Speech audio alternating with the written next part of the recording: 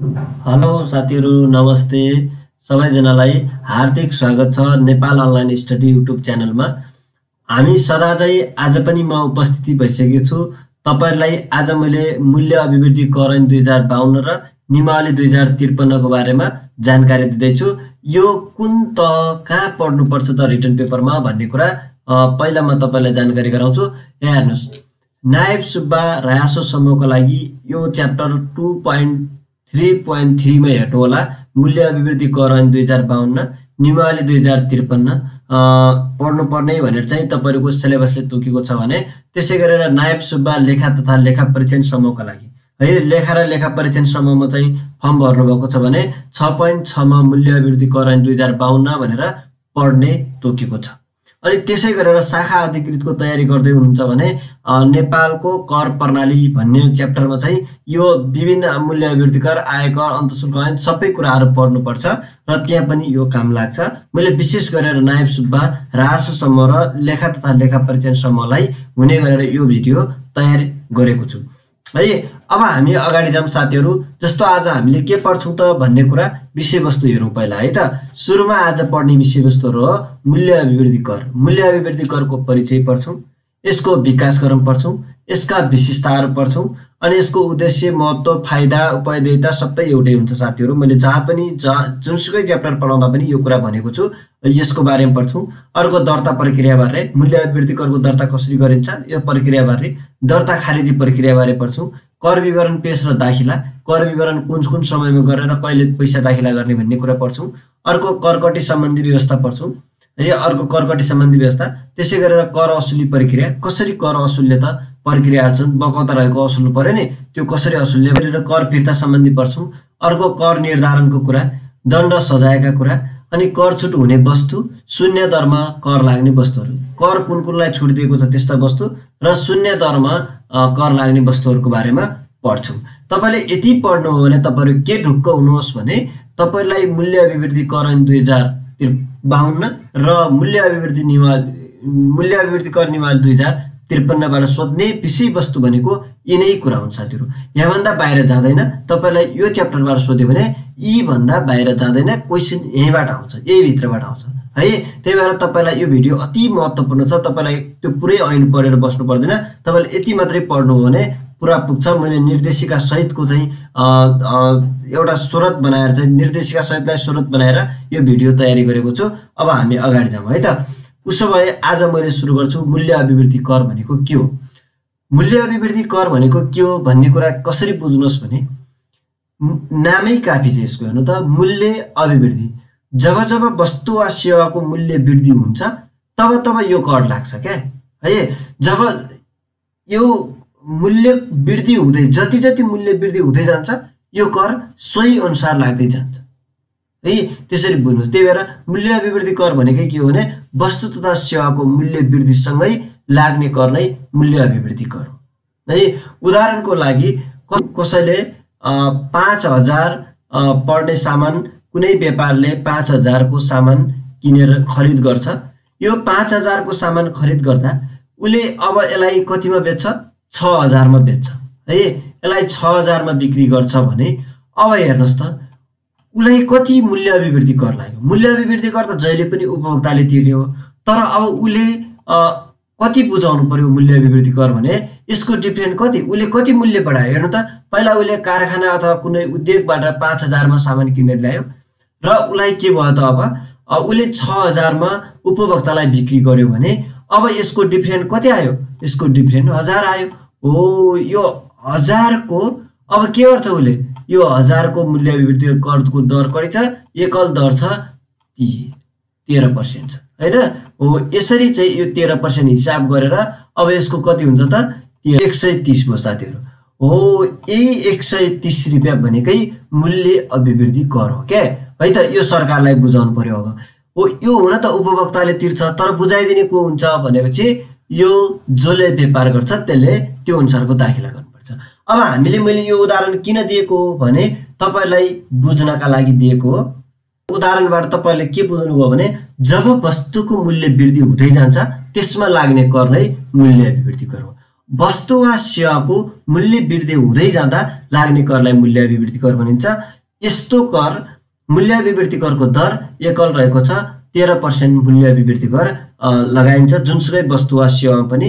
र अर्को कुरा मूल्य अभिवृद्धि करले के गर्छ भने मूल्य अभिवृद्धि करको चाहिँ दायरा बढावा गरी राजस्व वसुली गर्न चाहिँ यसले सहयोग पुर्याएको हुन्छ। हामीले मूल्य अभिवृद्धि कर भनेको के लेख्ने त हेर्नुस् है, अघि मैले भनिसके वस्तु तथा सेवाको मूल्यमा वृद्धि हुँदा त्यसमा लाग्ने करलाई मूल्य अभिवृद्धि कर भनिन्छ। वस्तुको मूल्य जति जति बढ्दै जान्छ त्यसमा लाग्ने करलाई मूल्य अभिवृद्धि कर भनिन्छ। अर्को हेर्नुस् त, यो कर उत्पादन तथा वितरण प्रक्रिया अन्तर्गतका विभिन्न तहमा हुने मूल्य वृद्धिमा लाग्छ। उसले उत्पादन गर्यो, वितरण गर्यो, अझ त्यसले चाहिँ खुद्रा बिक्री गर्यो, त्यसरी चाहिँ जति जति चाहिँ यो ट्रान्सफर हुँदै जान्छ नि हो त्यसरी चाहिँ मूल्य वृद्धि हुँदै जाँदा लाग्ने कर हो है। तर कर यो कर चाहिँ दोहोरो भार पर्दैन। हामी यस पछि पढ्छौँ कर फिर्ता सम्बन्धी, त्यहाँ हामीले बुझिहाल्छौँ है। तर यो के हुन्छ भने उत्पादनदेखि वितरण प्रक्रिया अन्तर्गत विभिन्न तहमा मूल्य वृद्धि हुँदा लाग्ने करलाई नै के भनिन्छ? मूल्य अभिवृद्धि कर भनिन्छ।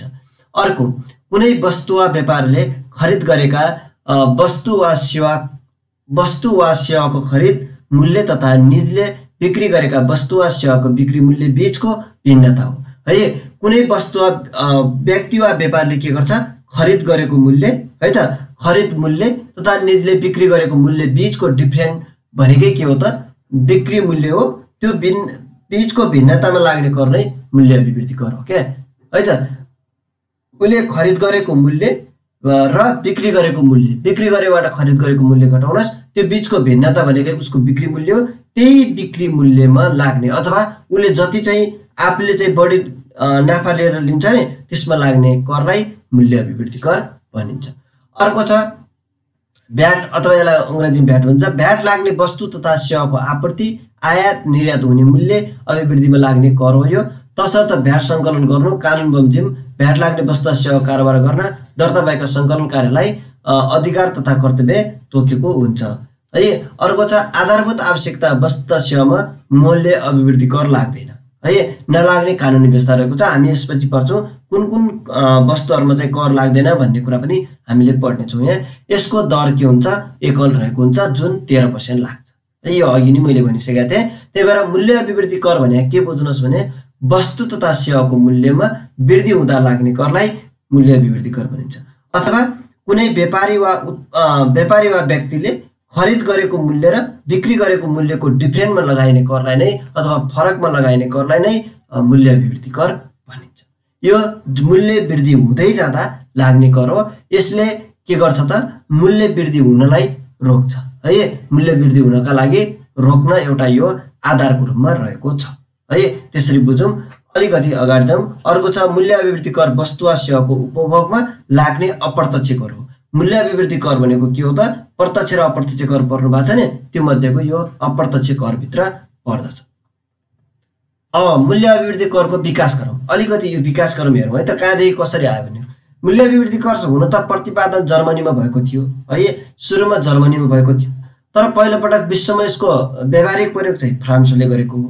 अब नेपालको परिवेशमा हेर्नुहुन्छ भनेपछि यो 2049-50 आर्थिक वर्षदेखि अलिअलि यसलाई प्रयोग ल्याउन थालिएको हो। तर यसको कानुन चाहिँ 2052मा मूल्य अभिवृद्धि कर ऐन जारी भयो, 53मा मूल्य अभिवृद्धि कर नियमावली जारी भयो। अनि पछि आएर 2054 साल मक्सिर 1 गतेदेखि के गरियो? मूल्य अभिवृद्धि करलाई चाहिँ एकदमै व्यापक रूपमा चाहिँ प्रयोग गरियो, व्यावहारिक रूपमा चाहिँ नेपालमा प्रयोग गरेको पाइन्छ है। यति कुरा मैले भने। अब यसपछि त विभिन्न यसलाई चाहिँ प्रवृत्ति मैत्री बनाउँदै लगेको कुरा पनि छँदैछन् है। अब मूल्य अभिवृद्धि करको विकास क्रम सर हेरौँ। मैले भनिसकेको कुरा नै हो। यहाँ डाक्टर विलियम फो साइमन्सद्वारा 1919मा जर्मनीमा पहिलोपटक प्रतिपादन भएको यो मूल्य अभिवृद्धि करको प्रतिपादन जर्मनीमा 1919मा भएको थियो। डाक्टर विलियम फो साइमनद्वारा गरेको थियो। तर यो व्यावहारिक रूपमा लागू गर्यो सर्वप्रथम फ्रान्सबाट सन् 1954 देखि व्यावहारिक प्रयोगमा ल्याइएको। 1954 देखि यो चाहिँ फ्रान्सबाट लागू गरेको थियो भने त्यसै गरेर सन् 1968 मा पश्चिमी जर्मनीले यसलाई प्रयोग गर्यो। पहिला जर्मनी दुई भागमा विभाजित थियो, 91 देखि चाहिँ मिलन भएको भन्ने कुरा पनि तपाईलाई थाहा छँदैछ। 1968 मा पश्चिम जर्मनीले पहिला यसलाई प्रयोग गर्यो। 1970 को दशकदेखि विभिन्न युरोपेली र अन्य पश्चिम मुलुकहरूमा पनि यसलाई लागू गर्दै लगियो भने हाल विश्वका अधिकांश देशमा यो कर लागू गरिएको छ। त्यसै गरेर नेपालमा आर्थिक वर्ष 49-50 देखि कर प्रणालीमा सुधारका लागि मूल्य अभिवृद्धि करको अवधारणा प्रस्तुत गरेको थियो, तर व्यावहारिक रूपमा लागू चाहिँ 54 सालदेखि। 2052 सालमा मूल्य अभिवृद्धि कर र 53 सालमा मूल्य अभिवृद्धि कर नियमावली जारी भयो भने 2054 साल मक्सिर 1 गतेदेखि व्यावहारिक रूपमा चाहिँ नेपालमा मूल्य अभिवृद्धि करको प्रयोग गरियो है। अनि पूर्ण रूपमा कार्यान्वयन चाहिँ 56-57 आर्थिक वर्ष 56-57बाट नेपालमा पूर्ण रूपमा मूल्य अभिवृद्धि करलाई कार्यान्वयनमा ल्याइएको थियो है। यति कुरा मैले तपाईलाई विकास करको बारेमा भने। अब अगाडि जाउँ, मूल्य अभिवृद्धि करका विशेषताहरू के हुन् त है। मूल्य अभिवृद्धि कर कस्तो कर हो भने हेर्नुस्, एउटा त अप्रत्यक्ष कर हो, तपाईलाई थाहा छ, त्यो पनि एउटा विशेषता भइहाल्यो नै। वस्तु तथा सेवामा लाग्ने कर हो एउटा विशेषता। भनेपछि के बुझ्नुहोस् भने साथीहरू, जहिले पनि विशेषता भनेका कहीँ खोज्न जाने होइन। तपाईले यो मूल्य अभिवृद्धि कर भनेको बुझ्नु भएको छ भने अब त्यहीबाट विशेषता बनाउने हो के। विशेषता भनेको त के हो त, त्यो प्रत्यक्ष रूपमा के देखिन्छ त्यसमा, अथवा त्यसका फाइदा के छन्, त्यसका बेफाइदा के छन्, राम्रा पक्ष नराम्रा पक्ष सबै पक्षहरू केलाउनु भनेकै त्यो विशेषता हुन्छ है। तपाईमा देखिएका राम्रा नराम्रा सबै कुराहरू के हुन्, विशेषता हुन्। भने जस्तै मूल्य अभिवृद्धि करमा पनि जे देख्नुहुन्छ ती सबै मूल्य अभिवृद्धि कर, त्यसको परिभाषादेखि लिएर त्यसको अन्त्य अहिलेसम्म व्यावहारिक रूपमा प्रयोग सबै कुराहरू चाहिँ यसका विशेषता हुन्छन्। तर हामी मुख्य रूपमा कोर विशेषताहरू के हुन् भने वस्तु तथा सेवामा लाग्ने एउटा यो कर हो।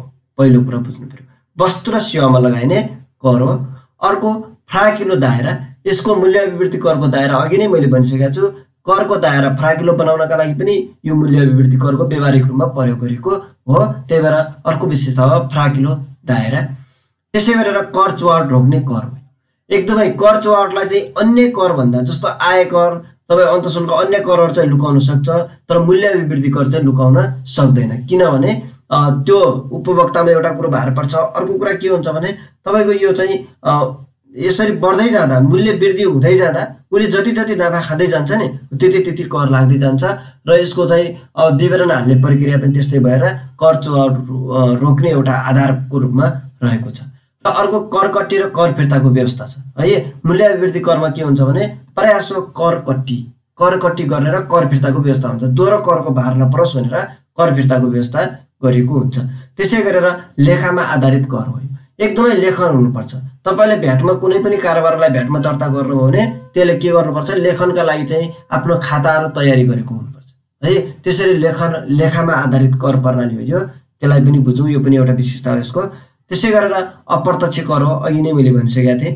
अनि यसका चाहिँ यिनी के हुन् त, विशेषताहरू भए है। यी विशेषता हुन्। अब अगाडि जाउँ, मूल्य अभिवृद्धि करका उद्देश्य, महत्त्व, फाइदा जे भन्छ है।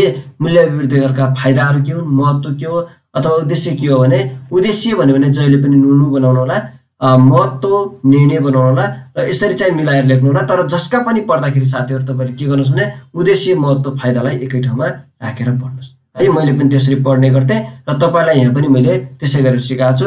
मूल्य अभिवृद्धि करको फाइदा महत्त्व के हो त, मूल्य अभिवृद्धि करले के हुन्छ, एउटा कुरो त के हो भने कर चुहावट रोक्छ भनिसकेको छु। अर्को यसले के गर्छ भने आर्थिक वृद्धि गर्न सहयोग पुर्याउँछ है। अर्थतन्त्रलाई बलियो बनाउँछ। करका दायराहरू खोजेर कर सङ्कलनमा चाहिँ सघाउ पुर्याउँछ है त। यस्तो चाहिँ यसको फाइदाहरू रहेका छन्। हेरौँ यसका उद्देश्य, महत्त्व, फाइदाहरू के हुन्। अब यिनै बुदाहरूलाई तपाईँले नुनु बनाउँदै जानुभयो भने उद्देश्य हुन्छ, यहाँ मैले महत्त्व बनाएर लेख्दैकै छु है त। करको दायरा फराकिलो बनाई राजस्व परिचालन वृद्धि गर्नु अथवा राजस्व वृद्धि गर्नु एउटा एउटा फाइदा हो। महत्त्व अथवा उद्देश्य वृद्धि गर्नु है। उद्देश्य भने गर्न, राजस्व परिचालन गर्न अथवा राजस्व वृद्धि गर्न एउटा फाइदा। अर्को स्वयं कर निर्धारण प्रणालीलाई प्रोत्साहन गर्न है। एकदमै सहयोग गर्न, प्रोत्साहन भनेको सहयोग गर्न। स्वयं कर निर्धारण प्रणाली भनेको आफैले कर निर्धारण गर्ने प्रणालीलाई यसले के गर्छ, सहयोग गर्छ। अर्को कर चुहावट नियन्त्रण गर्न है। कर चुहावट नियन्त्रण गर्नु पनि यसको अर्को उद्देश्य हो अथवा गर्ने महत्त्व रहेको। त्यसै गरेर मूल्य अभिवृद्धिलाई नियन्त्रण गर्न, मूल्य वृद्धि हुन्छ नि, वस्तुको मूल्य चाहिँ बढ्न नदिन पनि मूल्य अभिवृद्धि करको अर्को फाइदा रहेको छ। अर्को राजस्व वृद्धि गर्न है। एउटा परिचालन गर्छ भने अर्को राजस्व वृद्धि गर्न पनि यसले सघाउँछ। राजस्व सङ्कलनमा बढाउन है। राजस्व सङ्कलन बढाउन पनि यसले अर्को सहयोग गर्छ। त्यसै गरेर राजस्व अभिवृद्धि गरी लगानी योग्य रकमको प्रवर्धन गर्न, लगानी योग्य रकमहरूको वृद्धि गर्यो भने के हुन्छ, लगानी योग्य रकमहरू चाहिँ प्रवर्धन गर्न पनि सहयोग गर्छ। कर प्रणालीलाई अन्तर्राष्ट्रिय स्तरको तुल्याउन, अन्तर्राष्ट्रिय स्तरको चाहिँ कस्तो कर प्रणाली छ भनेर सोही बमोजिमको चाहिँ बनाउन पनि मूल्य अभिवृद्धि करको अर्को एउटा महत्त्व रहेको छ। त्यसै गरेर निर्यात व्यापारलाई प्रवर्धन, आन्तरिक उत्पादनलाई संरक्षण गर्न पनि एकदम महत्त्वपूर्ण कुरा हो। निर्यात व्यापारलाई प्रवर्धन गर्ने, आयातलाई निरुत्साहित गर्ने र आन्तरिक उत्पादनलाई चाहिँ बढाउनका लागि पनि यसको अर्को महत्त्व हो है त।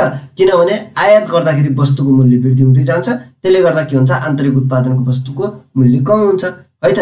त्यही भएर यो निर्यातलाई प्रवर्धन गरेर निर्यातलाई चाहिँ निरुत्साहित गर्ने, आयातलाई निरुत्साहित गर्ने अथवा आन्तरिक उत्पादनलाई संरक्षण गर्न पनि सहयोग गर्छ। कर छली र चुहावटलाई नियन्त्रण गर्नमा सहयोग गर्छ। त्यसै गरेर करलाई उपयोगमा आधारित तुल्याइ तिर्न सक्नेबाट बढी कर असुल गर्छ है। जति तिर्न सक्छ त्यति सक्षम व्यक्तिबाट बढी कर तिर्न यसले सघाउँछ। जसले उपयोग बढी गर्छ नि, जसले खाना धेरै खान्छ, जसले सामानहरू धेरै किन्छ, उसले धेरै चाहिँ कर तिर्नुपर्छ। जो गरिब छ उसले त कम सामान किन्छ, उसले कमै तिर्नुपर्छ। त्यही भएर के भनेको छ भने करलाई उपयोगमा आधारित बनाएको छ। जति जति प्रयोग गर्नुहुन्छ त्यति त्यति त्यसले चाहिँ तिर्न सक्ने बढी कर असुली गरेको छ है। जसले सामानहरू बढी युज गर्छ त्योबाट बढी कर, यो मूल्य अभिवृद्धि कर। करको हिस्सामा अप्रत्यक्ष करको हिस्सा बढाउँदै लैजान्छ। प्रत्यक्ष करभन्दा अप्रत्यक्ष करको हिस्सालाई चाहिँ के हुन्छ, बढावा दिन पनि सहयोग गर्छ। अर्को, कर प्रणालीमा एकरूपता कायम गरी सबै किसिमका आर्थिक कारोबारलाई करको दायरामा समावेश गर्न है। सबै किसिमका आर्थिक कारोबारलाई करको दायरामा समावेश गर्न पनि यसले सघाउ पुर्याउँछ। यी भने मैले उद्देश्य, महत्त्व अथवा फाइदा, आवश्यकताहरू। अब हामी अगाडि जाउँ मूल्य अभिवृद्धि करमा दर्ता प्रक्रिया। त्यसो भए यो करमा दर्ता गर्दाखेरि के छ त, मूल्य अभिवृद्धि कर 2052 नियमावली 2053 अनुसार मूल्य अभिवृद्धि करमा दर्ता प्रक्रिया बारे कसरी दर्ता हुन्छ है। मूल्य कुनै कारोबार मूल्य अभिवृद्धि करमा दर्ता हुन चाह्यो भने त्यसले कसरी दर्ता गर्नुपर्छ। हामीले एउटा कुरा के बुझ्नुपर्छ भने, मैले यहाँ लेखेको छैन, 2 लाखसम्म 20 लाखसम्म कारोबार गर्ने वस्तुको है, वस्तु सेवाको हकमा 20 लाखसम्म कारोबार गर्ने, वस्तु तथा सेवाको हकमा र सेवाको हकमा 20 लाखसम्म कारोबार गर्ने र वस्तु बिक्री गर्ने व्यक्तिले 50 लाखसम्मको कारोबार गर्ने भ्याटमा दर्ता हुनु पर्दैन अथवा मूल्य अभिवृद्धि करमा दर्ता हुनु पर्दैन। अर्को कुरा, मूल्य अभिवृद्धि कर 2052 को अनुसूची 1 अनुसार चाहिँ तोकिएका वस्तुहरूको पनि मूल्य अभिवृद्धि करमा दर्ता हुनु पर्दैन है, किनभने तिनीहरूलाई कर छुट दिएको छ भने। अर्को कुरा, 50 लाखभन्दा तल वस्तुको कारोबार गर्ने, वस्तु तथा सेवा दुवैको कारोबार गर्ने मान्छे 20 लाखभन्दा तलको कारोबार गर्छ भने त्यस्तो व्यक्ति पनि मूल्य अभिवृद्धि करमा दर्ता हुनु पर्दैन। अब त्यसो भए त्योभन्दा बाहेकका कारोबारहरू मूल्य अभिवृद्धि करमा दर्ता हुनुपर्छ भने के छ त प्रक्रिया। दर्ता हुँदाखेरि 3टा कुरा जान्नु पर्यो हामीले है। एउटा के हुन्छ भने दरखास्त दिनुपर्छ। जहाँ पनि जुनसुकै कुरा पनि दर्ता हुँदाखेरि एउटा कुरो दरखास्त दिने, निवेदन दिनुपर्छ है। तपाईँ पनि भर्ना हुँदाखेरि तपाईँ चाहिँ पिएससी को फर्म भर्नु होला अथवा लोकसेवा आयोगको फर्म भर्नुहोस्। भर्दाखेरि के गर्नुहुन्छ, पहिलो कुरो फर्म भर्नुहुन्छ। भर्नु भनेको के हो, भर्ना हो। त्यही भएर निवेदन दिनुहुन्छ। त्यही भएर पहिलो कुरा के गर्नु पर्यो, दरखास्त दिनु है। यहाँ पनि करमा दर्ता हुनको लागि पहिलो कुरो दरखास्त। त्यो दरखास्त आइसकेपछि के हुन्छ, त्यो दरखास्त मिलेको छ कि छैन, त्यो डकुमेन्टहरू मिले कि मिलेनन्, सबै कुराहरू रुजु गरिन्छ। त्यही भएर दरखास्त जाँचबुझ है, जाँचबुझ गरिन्छ। दोस्रो प्रक्रिया, तपाईँले पनि इक्जाम दिन त्यसै त पाउदैन, पुरै जाँचबुझ गरेर चाहिँ तपाईँलाई सिम्बल नम्बर दिन्छ नि, हो त्यस्तै हो। अब त्यो प्रक्रिया पुगेपछि जाँचबुझ प्रक्रिया हुन्छ। अब त्यो जाँच अथवा तपाईँले इक्जाम दिनुभयो, कपी जाँच हुन्छ। त्यसरी तपाईँको त्यो प्रक्रिया हुन् के। यहाँ पनि दर्ता हुँदाखेरि पहिला दरखास्त दिनु पर्यो, अनि त्यसरी चाहिँ जाँच गर्नु पर्यो है त। जहाँ पनि दर्ता हुँदाखेरि यही हो प्रक्रिया। अनि जाँचबुझ गर्छ, जाँचबुझ गरिसकेपछि उसलाई के गर्नु पर्यो, प्रमाणपत्र दिनु पर्यो। अब तपाईँ योग्य हुनुभयो, तपाईँ पास हुनुभयो भने तपाईँलाई के गर्छ, नियुक्ति पत्र दिएर कार्यालयमा नियुक्ति गराउँछ अथवा सिफारिस गरिदिन्छ। नियुक्ति पत्र कार्यालयले दिएर तपाईँ नियुक्ति हुनुहुन्छ नि, हो तपाईँ त्यसरी अब निजामती कर्मचारीमा दर्ता भए जस्तै अब यहाँ पनि पसल दर्ता हुनका लागि के हुनु पर्यो, पहिला दरखास्त दिनु पर्यो। त्यसको चाहिँ त्यसले दिएका दरखास्तहरू कागजातहरू मिल्यो कि मिलेन जाँचबुझ गर्नु पर्यो। त्यसरी जाँचबुझ गरिसकेपछि मिल्यो भने चाहिँ अब के गर्नु पर्यो, त्यसलाई प्रमाणपत्र उपलब्ध गराउनु पर्यो। यसरी ऊ दर्ता हुन्छ। यही 3टा प्रक्रियाको आधारमा यहाँ व्याख्या गर्छु। तपाईँहरूको चाहिँ मूल्य अभिवृद्धि कर 2052 ले पनि त्यही भनेको छ र अर्को नियमावलीले पनि त्यही भनेको छ। हेर्नु त, 52 को दफा 10 अनुसार दर्ता प्रक्रिया त्यहाँ बमोजिम रहेको छ भने नियमावली अनुसार पनि यही कुरा हो। मैले मिलाएर लेखिदिएको छु है त। अब स्थायी दर्ता पनि दुई प्रकारको हुन्छ साथीहरू। एउटा स्थायी रूपमा दर्ता गरेको हुन्छ, अर्को अस्थायी। जस्तो तपाईँहरू नि कर्मचारी देख्नुहुन्छ नि, कार्यालयमा चाहिँ अस्थायी र अथवा करारका कर्मचारी र स्थायी कर्मचारी भयो जस्तै यहाँ दर्ता प्रक्रिया पनि त्यही हो। एउटा स्थायी दर्ता हुन्छ, एउटा अस्थायी दर्ता हुन्छ। स्थायी दर्ता भनेको सदाको लागि हो। अस्थायी दर्ता भनेको मेला प्रदर्शनीहरू यिनीहरू हुन्छ नि अस्थायी रूपमा गरिने, जस्तो महोत्सव लाग्छ हो, तिनीहरू पनि दर्ता हुनुपर्छ। तिनका लागि प्रक्रिया छुट्टै छ, स्थायीको लागि छुट्टै छ। पहिला हामी स्थायी दर्ता कसरी हुन्छ त्यो हेरौँ है त। अब हेर्नुहोस्, पहिलो कुरो दरखास्तका लागि दर्ताको लागि दरखास्त दिनु पर्यो, निवेदन दिनु पर्यो। निवेदन सायद कागजात पनि पेश गर्नु पर्यो। अब हेर्नुहोस् है, कुनै कारोबारमा संलग्न हुन चाहने व्यक्तिले कारोबार सुरु हुनुभन्दा अघि सम्बन्धित कर अधिकारी समेत चाहिँ अनुसूची 1 बमोजिमको ढाँचामा दरखास्त दिनुपर्छ। मूल्य अभिवृद्धि कर नियमावली 2053 को अनुसूची 1 मा एउटा ढाँचा दिएको छ। त्यो ढाँचाको आधारमा के गर्नु पर्यो? निवेदन पेश गर्नु पर्यो। अर्को कुरा, दर्ताका लागि दरखास्त दिने व्यक्ति साझेदार भएमा अनुसूची 2 बमोजिमको ढाँचामा चाहिँ दिनु पर्यो। अब कस्तो खालको हो त्यो अनुसार, व्यक्तिगत कारोबार हो भने अनुसूची 1, यदि साझेदारी हो भने अनुसूची 2 का आधारमा निवेदन दरखास्त सङ्कलन राखी पेश गर्नु पर्यो। यसरी पेश गरिसकेको दरखास्तलाई के गर्नु पर्यो? अब अधिकारीले दरखास्तको जाँचबुझ गर्ने है, दोस्रो प्रक्रिया भनेको। यसलाई हेर्नुहोस्, दरखास्त सङ्कलन विवरण र कागजातहरू जाँचबुझ गर्दा आवश्यक देखिएका र अन्य थप विवरण र कागजातहरू समेत पेश गर्न सम्बन्धित कर अधिकारीले दरखास्तवालालाई माग गर्न सक्नेछ। यसरी मागेको थप विवरण तथा कागजात माग गरेको मितिले 7 दिनभित्र सम्बन्धित अधिकारी समक्ष पेश गर्नुपर्ने दरखास्तवालाको कर्तव्य हुनेछ भनेको छ। कुनै कागजात मिलेनन्, केही बिग्रेका छन् भने अब त्यसले चाहिँ कर अधिकारीले माग्न सक्छ। यसरी मागिसकेपछि दर्ता गर्नु नपर्ने कारोबार दर्ता गर्नका लागि कसैको दरखास्त पर्न आएको रहेछ भने सम्बन्धित कर अधिकारी दर्ता गर्नु नपर्ने ब्यौरा उल्लेख गरी सोको जानकारी दरखास्त परेको मितिले 7 दिनभित्र दरखास्तलाई दिनुपर्छ। कसैको यदि दर्तै नगर्नुपर्ने दर्ता गर्न आएको रहेछ भने त्यसलाई जानकारी दिनु पर्यो भन्ने कुरा। यो जाँचबुझ गर्नु पर्यो, कागजात जाँचबुझ गर्नु पर्यो, मिल्यो कि मिल्दैन सबै कुरा यो हेर्ने प्रक्रिया हो दोस्रो।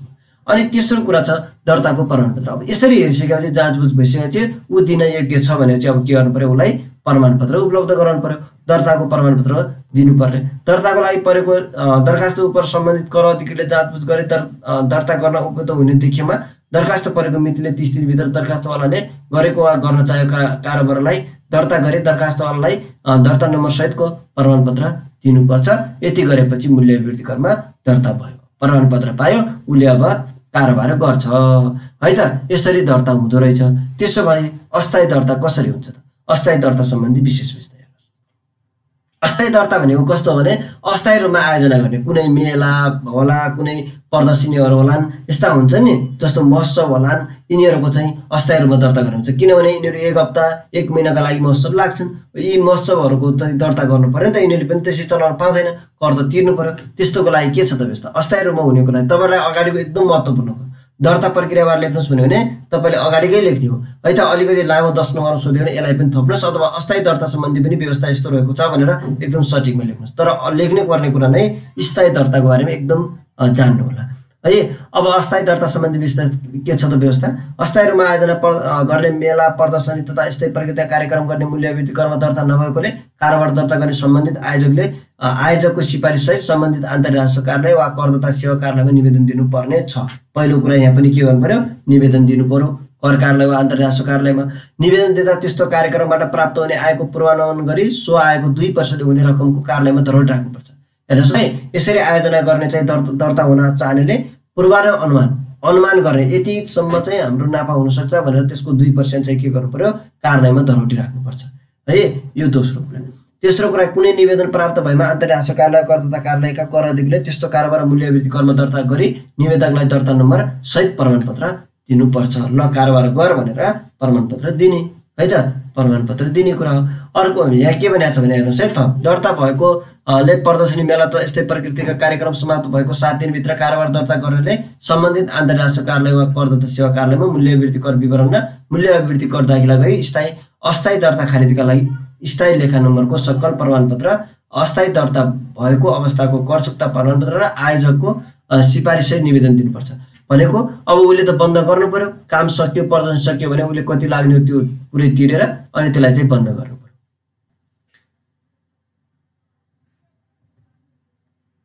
अनि अनि अर्को छ अस्थायी दर्ता खारेजीको निवेदन प्राप्त भएमा सम्बन्धित कर अधिकारीले के गर्नु पर्यो, त्यो अब निवेदनलाई चाहिँ जाँचबुझ गरेर के गरिदिनु पर्यो, 15 दिनभित्र अस्थायी दर्ता खारेजी गरिदिनु पर्यो भनेको छ। यो अब निवेदकले राखेको धरोहरी बुझाउनु पर्ने मूल्य वृद्धि करमा मिलान गर्न पाउनेछ। पहिला चाहिँ धरोहरी 2% राख्ने भनेको थियो नि, त्यो बन्द हुँदाखेरि चाहिँ कति तिर्नु पर्ने थियो त्यसमा मिलान गरेर बाँकी रहेको असुल गर्नुपर्छ है। अनि यसरी जाँचबुझ गर्दा थप कर निर्धारण हुन गएमा निवेदकलाई कर तिराउनु पर्छ भनेर यसरी बाँकी कर तिराउने कुरा हो यो है, यसरी हुन्छ। अर्को एकदम महत्त्वपूर्ण कुरा, कुन अवस्थामा मूल्य अभिवृद्धि कर दर्ता खारेज गर्न सकिन्छ। जस्तो दर्ता भएको व्यक्तिलाई कुन अवस्थामा चाहिँ दर्ता खारेजी गर्न सकिन्छ त, अर्को हेरौँ है त। कुन अवस्थामा दर्ता खारेजी हुन्छ भने हेर्नुहोस् है। यदि कुनै सङ्गठित संस्था भए त्यस्तो सङ्गठित संस्था बन्द, बिक्री वा हस्तान्तरण भएमा, बिक्री भयो अथवा कसैलाई हस्तान्तरण गरियो अथवा चाहिँ त्यो सङ्गठित संस्थाहरू के भयो एग्री बन्द भयो भने अन्य कुनै किसिमबाट त्यस्तो सङ्गठित संस्थाको अस्तित्व कायम नरहेमा यसलाई चाहिँ दर्ता खारेजी गर्न सकिन्छ। कुन अवस्थामा भ्याट खारेजी हुन्छ भने एउटा बिक्री गर्यो वा बन्द रह्यो भने खारेजी हुन्छ। अर्को व्यक्तिगत स्वामित्व भए त्यस्तो स्वामित्व भएको व्यक्तिको मृत्यु भएमा, कुनै व्यक्तिले कारोबार गर्दै आएको थियो त्यसको मृत्यु छ भने पनि त्यसलाई बन्द वा दर्ता खारेजी गर्न सकिन्छ। अर्को साझेदारी संस्था भए त्यस्तो साझेदारी संस्था विघटन भएमा वा साझेदारीको मृत्यु भएमा, साझेदारी 2 जना मिलेर कारोबार गरेको थियो त्यो संस्था नै विघटन भयो अथवा 2 जना मरेर गयो भने त्यसको दर्ता खारेजी हुन्छ। अर्को दर्ता भएको व्यक्तिले कर लाग्ने कारोबार गर्न छाडेमा, यदि कसैले मूल्य अभिवृद्धि करमा दर्ता भएको थियो त्यसले मूल्य अभिवृद्धि कर लाग्ने कारोबार छाडेको छ भने अब उसले यो दर्ताबाट हटाउन पाउँछ। लगातार 12 महिनासम्म शून्य विवरण दिने वा विवरणै नदिएर बसेका करदाता भएमा त्यसको दर्ता सोझै खारेज गर्न सकिन्छ। 12 महिना भनेको 1 वर्षसम्म पनि 1 रुपियाँ पनि हाल्दैन, उसले 0 विवरण नै हाल्छ भने त्यस्तोको दर्ता खारेज गर्न सकिन्छ। विगत 12 महिनामा वस्तुको हकमा 50 लाख रुपियाँ र वस्तुतः सेवा मिश्रित कारोबार र सेवाको हकमा 20 लाख रुपियाँ कारोबार नपुगेको करदाताको पनि खारेजी हुन्छ। अघि मैले भनिसकेको छु यो वस्तुतः सेवा कारोबार गर्नेले वार्षिक 20 लाख कारोबार पुर्याउनु पर्छ 12 महिनामा। यदि अन्यको हकमा वस्तु मात्रै बिक्री गर्छ भने त्यसले 50 लाख पुर्याउनु पर्छ, त्यो गरेको छैन भने दर्ता खारेजी हुन्छ। अथवा कुनै कारोबार भुलवश दर्ता भएमा पनि त्यसको दर्ता खारेजी गर्न सकिन्छ है। यो दर्ता खारेजी प्रक्रियाबारे यो दर्ता खारेजी त यसरी हुन्छ भने त्यो दर्ता खारेजी प्रक्रिया के छ त, कसरी दर्ता खारेजी हुन्छ। अब यहाँ हेर्नुहोस् है, यदि कसैले दर्ता खारेजी गरेको दर्ता खारेजी गर्न चाहेमा अनुसूची 11 बमोजिम निवेदन सहित कार्यालय वा चाहिँ विभागमा चाहिँ एउटा निवेदन दिनुपर्छ है। अनुसूची 11 बमोजिम मैले पुरै पढिनँ, अनुसूची 11 बमोजिम निवेदन दिने। त्यसरी निवेदन प्राप्त भयो भने अब के गर्छ, दर्ता खारेजीका लागि दरखास्त दिएपछि दर्ता खारेजीको जानकारी नभएसम्म वा 3 महिनासम्म कर विवरण पेश गर्नुपर्नेछ है। त्यो दर्ता खारेजी गएको छैन भने त्यो करदाताले चाहिँ दर्ता 3 महिनासम्म कर विवरण बुझाउनु पर्नेछ।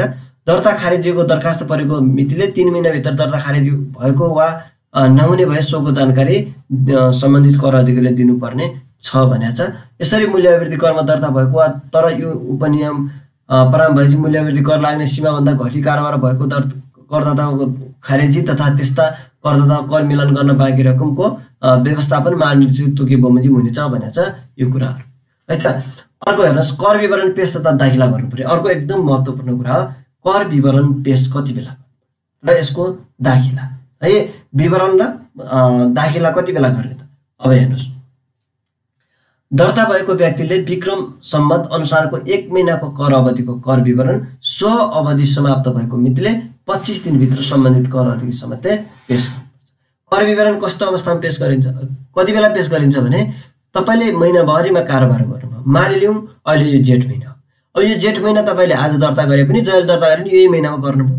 यो महिनामा गरिसकेपछि अब तपाईँले यो महिना कट्यो, जेठ महिना सकिन्छ, 32 गते सकियो भने अब तपाईँलाई म्याद कति हुन्छ भने अर्को असारसम्मको जेठ महिनाको विवरण हाल्ने म्याद अब तपाईँलाई कहिलेसम्म हुन्छ, जेठ असारको 25 गतेसम्म यो विवरणको म्याद रहेको हुन्छ। त्यो भित्र सम्बन्धित कर अधिकारी समक्ष तपाईँहरूले चाहिँ कर विवरण पेश गर्नुहुन्छ। मेरो यति कारोबार भयो यो जेठ महिनामा भनेर तपाईँले असार 25 सम्म हाल्नुपर्ने हुन्छ। त्यतिमा नहालेपछि जरिवाना हुन्छ, म जरिवाना दण्ड सजाय पछाडि पराउँछु है त। अर्को त कुनै दर्ता भएको व्यक्तिले आफ्नो लेखा कम्प्युटर प्रणालीमा राखेको कारणले कर अधिकृतको सट्टा छुट्टै कर अवधि कायम गरी पाऊँ भने कर अधिकारी समक्ष निवेदन दिएमा कर अधिकारीले जाँचबुझ गरी उपयुक्त देखेमा त्यस्तो दर्ता भएको व्यक्तिको हकमा आवश्यकता अनुसार छुट्टै कर अवधि कायम गरी दिन सक्नेछ। यदि यो 1 महिनामा चाहिँ सक्दैन भन्ने लाग्छ भने त्यस्तो कम्प्युटर लेखा प्रणाली राखेको कारणले त्यो कर अवधि बढाउन चाहेमा निवेदन दिएमा त्यसलाई बढाउन सकिने व्यवस्था गरेको छ। अर्को छ होटल तथा पर्यटन व्यवसायले चाहेमा विभागले विवरण पेश गर्ने कर अवधि 2 महिना कायम गर्न सक्नेछ है। 2 महिनाको पनि कायम गर्न 2 महिनामा तिर्न सक्ने अवस्था बनाउन सक्छ। अर्को इट्टा उद्योग छापा तथा विद्युतीय प्रकाशन एवं प्रसारण गृहले चाहेमा विभागले विवरण पेश गर्ने चौमासिक पनि बनाउन सक्ने व्यवस्था गरेको छ है र। त्यसै गरेर यसरी 1 महिनाभन्दा घटी वा बढी कर अवधि कायम गरेको दर्ता भएको व्यक्तिले अवधिको कर विवरण सो अवधिको कर विवरण सो अवधि समाप्त भएको 25 दिनभित्र कर अधिकृतसम्म चाहिँ बुझाउनुपर्छ। 2 महिना 1 महिना होस् या 2 महिना होस् या चाहिँ उसको चाहिँ चौमासिक रूपमा विवरण होस्, जुनसुकै भए पनि त्यसको अवधि सकिएकोले 25 दिनभित्र विवरण बुझाउनुपर्छ है। यो भयो विवरण बुझाउने कुरा। अर्को छ 6औं नम्बर पहिलो पटक कर विवरण पेश गर्दा दर्ता भएको व्यक्तिले कर अवधिको बाँकी अवधिलाई कर अवधि मानि सोही अवधिको कर विवरण पेश गर्नु पर्ने हुन्छ। अनि दर्ता भएको व्यक्तिको मृत्यु हुन गएमा वा निज कर विवरण पेश गर्न शारीरिक वा मानसिक रूपमा असक्षम भएमा निजको मृत्यु भएको वा निज शारीरिक मानसिक असक्षम भएको अघिल्लो दिनसम्मको अवधिसम्म निजले वस्तु वा सेवाको आपूर्ति गरेको अवधि मानि कर अधिकारीले सो अवधिको कर विवरण निजको हकवाला कानुनी प्रतिनिधिलाई पेश गर्न लगाउन सक्ने व्यवस्था रहेको छ है त। यो कर दाखिला र कर विवरण सम्बन्धी भन्यो मैले। अब करकट्टी सम्बन्धी व्यवस्था। करकट्टी कस्तो कस्तो अवस्थामा हुन्छ त? जस्तो मूल्य विवृद्धि करको करकट्टी कसरी हुन्छ हेर्नुहोस् है। एउटा कति बेला करकट्टी हुन्छ भने दर्ता भएको व्यक्तिले कुनै वस्तु वा सेवा आपूर्ति गर्दा सङ्कलन गरेको करकट्टी भनेको तपाईले अघि मैले भनेको थिएँ नि 5000 मा कुनै सामान किनेर 6000 मा बेच्यो भने चाहिँ 1000 रुपैयाँको उसलाई मूल्य वृद्धि कर लाग्छ, तर लाग्न त उसले 6000 लाग्ने हो, हिसाब मिलान गर्न पाउँछ के। अब उसले चाहिँ करकट्टी गर्छ। करकट्टी भनेको उसले 5000 त किन्दाखेरि नै तिरे हुन्छ नि त, 5000 को पनि त 13% तिरेको हुन्छ भनेपछि त्यो 5000 को चाहिँ पहिले मैले तिरिसकेको छु भनेर उता दाबी गर्न पाउँछ। यता चाहिँ उसले विवरण हाल्दाखेरि के हुन्छ, जति आफूले नाफा खाएको छ त्यसको मात्रै हाल्नु हो। यसरी करकट्टी सम्बन्धी व्यवस्था छ भनेपछि अब के कस्तो व्यवस्था छ त यहाँ हेरौँ है त। दर्ता भएको व्यक्तिले कुनै वस्तु वा सेवा आपूर्ति गर्दा सङ्कलन गरेको करबाट 100 महिना वा सोभन्दा अगाडि आफ्नो कर लाग्ने वस्तु वा सेवा आयात प्राप्त गर्दा तिरेको कर देयबमोजिम अवस्थामा कट्टा गर्नुपर्छ। करकट्टी दाबी गरेको वस्तु सेवा गरेको व्यवसायसँग प्रत्यक्ष रूपमा सम्बन्धित भएमा पनि करकट्टी गर्न पाउँछ। आन्तरिक खरिद गरेको भए, कर विचार प्राप्त गरेको भए, आन्तरिक आयात गरेको भए, आयात गर्दा कर तिरेको प्रमाणित गर्ने आयात सम्बन्धी कागजातहरु भएमा यसले करकट्टी गर्न पाउँछ है। अर्को छ करकट्टी गर्दा एक पटक मात्र गर्न पाइन्छ। करकट्टी गर्दाखेरि एक पटक मात्र गर्न पाइन्छ। यसरी करकट्टी गर्दा दाबी गरिएको मितिभन्दा 1 वर्ष अगाडिसम्मको बिजक वा आयसँग सम्बन्धित कागजातहरु हुनुपर्ने छ। अर्को दर्ता भएका व्यक्तिले प्रत्येक कर अवधिको कर विवरण पेश गर्दा निजले वस्तु बिक्री गर्दा सङ्कलन गरेको करबाट वस्तु खरिद वा आयात गर्दा तिरेको कर कटाई बाँकी रहेको रकम कर विवरण साथ कर कार्यालयमा दाखिला गर्नुपर्ने हुन्छ। यसरी दर्ता भएको व्यक्तिले खरिद वा आयात गर्दा तिरेको कर रकम निजले बिक्री गर्दा सङ्कलन गरेको रकमभन्दा बढी भएमा त्यस्तो बढी भएको जति रकम अर्को कर अवधिमा कट्टी गर्न पाउनेछ। यसरी अर्को कर अवधिमा कट्टी गर्न पाउने रकम लगातार 6 महिनासम्म बाँकी रहेमा एकमुष्ट फिर्ता पाउन पनि निजले कर अधिकारीसम्म चाहिँ निवेदन दिनुपर्छ। त्यस्तो पनि पाउँछ है त। भनेको उसले चाहिँ तपाईले कर बढी भयो, त्यो कर बढी भयो भने चाहिँ तपाईले 6 महिनासम्म चाहिँ निरन्तर रूपमा चाहिँ 6 महिनासम्म तपाईलाई के हुन्छ त्यही कट्टी गर्न पाउनुहुन्छ। त्यसरी पनि बढी हुन गएमा तपाईले एकमुष्ट कर फिर्ता पाउनुहुन्छ। तपाईले उता बुझाएको भन्दा यता चाहिँ तपाईले तिर्नु पर्ने कम भएमा अब त्यो फिर्ता पनि पाउनुहुन्छ है। अर्को छ दर्ता भएका व्यक्तिले कुनै महिनामा बिक्री गरेको कुल मासिक बिक्रीको 40% भन्दा बढी निर्यात गरेमा सो महिना का लागि बढी भएको कट्टी गर्न पर्ने कर फिर्ता पाउन निजले निवेदन निर्यातसँग सम्बन्धित आवश्यक कागजातहरु समेत संलग्न राखी कर अधिकारीसम्म चाहिँ दरखास्त दिनुपर्नेछ। कर अधिकारीले त्यस्तो दरखास्त प्राप्त गरेपछि बाँकी कर फिर्ता दिनुपर्नेछ है त। यसरी बाँकी कर फिर्ता दिने निर्णय गर्दा कर अधिकारीले दिएको कुरालाई ख्याल गर्नुपर्छ। खरिद वा आयात कर तिरेको छ छैन, पहिले पेश गर्नुपर्ने कर विवरण पेश गरेको छ कि छैन र पेश गरेको भए त्यस्तो कर विवरणबाट कर फिर्ताको दाबी पुष्टि हुन्छ हुँदैन, त्यो सबै कुराहरू हेरेर कर फिर्ता दिन सक्छ। हामीले के बुझ्नु पर्यो भने हामीले कुनै पनि व्यापारले सामान किनेर बिक्री गर्ने हो, त्यो सामान बिक्री गरेर किन्दाखेरि उसले चाहिँ जति खरिद गरेको खरिदमा मैले यति कर तिरिसकेको छु मूल्य अभिवृद्धि कर भनेर अब आफूले चाहिँ आफ्नो आय विवरण हाल्दाखेरि चाहिँ के गर्छ त उसले त एकमुष्ट मैले यति खरिद गरेँ यति बिक्री गरेँ भन्छ अनि त्यही खरिद गरेको मूल्य चाहिँ उसले काट्न पाउँछ के अब हो त्यही काट्ने प्रक्रिया चाहिँ यो करकटी सम्बन्धी व्यवस्था है। अब अगाडि जाउँ करकटी गर्न नपाइने वस्तुहरू के हुन् कुन कुन वस्तुमा करकटी गर्न पाइँदैन हेर्नुहोस् है। एउटा छ पेय पदार्थ है पेय पदार्थमा करकटी गर्न पाइँदैन। अर्को अल्कोहल वा अल्कोहल मिश्रित पेय पदार्थ जस्तै रक्सीहरूमा बियरहरूमा पाउँदैन। त्यसै गरेर पेट्रोलियम पदार्थहरूमा चाहिँ करकटी गर्न पाउँदैन। मनोरञ्जन खर्चमा करकटी गर्न पाउँदैन। त्यसै गरेर प्रयोग भइसकेका वस्तुहरूमध्ये दर्ता नभएको व्यक्तिसँग खरिद गरेका वस्तुहरू र दर्ता भएको व्यक्ति भए पनि व्यक्तिगत प्रयोजनमा प्रयोगमा समेत ल्याएका वस्तुहरू खरिदमा तिरेको करकटी गर्न पाइँदैन। कुनै व्यक्तिले चाहिँ हेर्नुहोस् त दर्ता नभएको व्यक्तिसँग कुनै सामान खरिद गरेर ल्याएको छ भने त्यस्तो व्यक्तिलाई करकटी गर्न दिइँदैन। अर्को करकटी गर्ने तरिकाबारे हेर्नुहोस् करकटी कसरी गर्न सकिन्छ त हेर्नुहोस् त करकटी गर्ने तरिका करेकी कारोबार गर्ने दर्ता भएको व्यक्तिले आफ्नो कारोबारसँग सम्बन्धित खरिदमा तिरेको करकटी गर्ने सन्दर्भमा निजले त्यस्तो खरिद कर अधिकृतबाट प्रमाणित गरेको खरिद खातामा प्रविष्ट गर्नुपर्नेछ। एउटा तपाईँलाई के हुन्छ भने भ्याटमा दर्ता भइसकेपछि खरिद खाता र बिक्री खाता तपाईँले किन्नुपर्ने हुन्छ। तपाईँले कुनै पनि सामान यहाँ पहिलो प्रक्रिया एउटा के भन्यो भने यो करकटी गर्ने तरिका एउटा प्रक्रिया के हो भने तपाईँले कसैबाट खरिद गरेको छ भने खरिद खातामा प्रविष्ट गरेको हुनुपर्नेछ। एक मैले यहाँ पहिलो लाइनमा यो हेर्नुहोस् है यो पहिलो लाइनले भन्यो। अर्को खरिद खातामा प्रविष्ट गरे पश्चात कर विचक वा भन्सार प्रज्ञान पत्र कर तिरेको नगदी रसिद एवं अन्य प्रमाण कागजातहरू सुरक्षित राख्नुपर्छ। एउटा कुरो चाहिँ के हो भने खातामा प्रविष्ट गरेको हुनुपर्छ। दोस्रो कुरा तपाईँले त्यो कर तिरेका प्रमाणपत्रहरू जस्तो कर विचक होला भन्सार प्रज्ञान पत्र होला अथवा चाहिँ कुनै भौचर होला तिनीहरू चाहिँ सुरक्षित राखेको हुनुपर्नेछ त्यो देखाउनुपर्छ। दोस्रो कुरा करकटी गर्ने तरिका। अर्को तेस्रो कुनै कर अवधिका लागि गरिएको त्यस्तो कर खरिदको मूल्य र त्यस्तो खरिदमा तिरेको कर स्पष्ट देखिने गरी कर विवरणमा उल्लेख गर्नुपर्छ। बिक्री तथा निकासी र स्थानीय खरिद वा पैठारी कारोबार उल्लेख गरी बिक्री सङ्कलन गरेको र कर खरिद एवं पैठारी गरेको कर रकम उल्लेख गरी कर विवरण पेश गरेमा सम्बन्धित करदाताले करकटी गरेको मानिनेछ। करदाताले कुनै कर अवधिको आफ्नो कर दायित्व कर विवरण मार्फत एकिङ गर्छ। कर विवरण पेश गर्दा कर लाग्ने वस्तु वा सेवाको आपूर्ति गरी सङ्कलन गरेको करबाट खरिदमा तिरेको करकटी गरी करदाताले आफ्नो कर दायित्व निर्धारण गर्न सक्छ है त। करकटी सम्बन्धी टिप्पणी लेखोस् भनेर पनि सोध्न सक्छ तपाईँलाई। एकदम यो महत्त्वपूर्ण कुरा हो। एकपटक कता कता यो नासुको चाहिँ सेकेन्ड पेपरमा पनि सोधे जस्तो लाग्छ मलाई है। त्यसलाई पनि विचार गर्नुलाई यो एकदमै यो प्याराग्राफमा मैले राखिदिएको छु एकदम महत्त्वपूर्ण कुरा हो है। यसरी चाहिँ करकटी गर्ने एउटा तरिका रहेको छ। अर्को छ मूल्य अभिवृद्धि करको असुली प्रक्रियाबारे लेख्नुहोस्। अब कसैले मूल्य अभिवृद्धि करको बकौता रह्यो मानिलिउँ तिर्नुपर्ने पैसा तिरेको छैन भने सरकारले त छोड्ने होइन। कुन कुन आधारमा चाहिँ त्यसलाई असुल गर्न सकिन्छ त हेर्नुहोस् है। यो असुली प्रक्रियाहरू एउटा के हुनसक्छ भने यो एउटा के हुन्छ भने करदातालाई फिर्ता गर्नुपर्ने रकम भयो त्यसबाट कट्टा गर्ने। मूल्य अभिवृद्धि करको बकौता रहेको छ कसैको भनेपछि त्यो कसरी असुली गर्ने भने एउटा चाहिँ करदातालाई कुनै अब जस्तो कर फिर्ता गर्नुपर्ने छ भने त्योबाट कट्टा गर्नु पर्यो एउटा।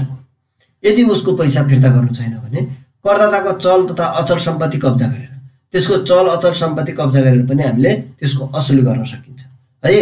अर्को दोस्रो कुरा के छ तेस्रो कुरा के छ भने करदाताको सम्पूर्ण वा केही सम्पत्ति एकैपटक वा पटक पटक गरी सिलबन्दी बलपत्र वा सार्वजनिक बढुवाद्वारा लिलाम बिक्री गरे है।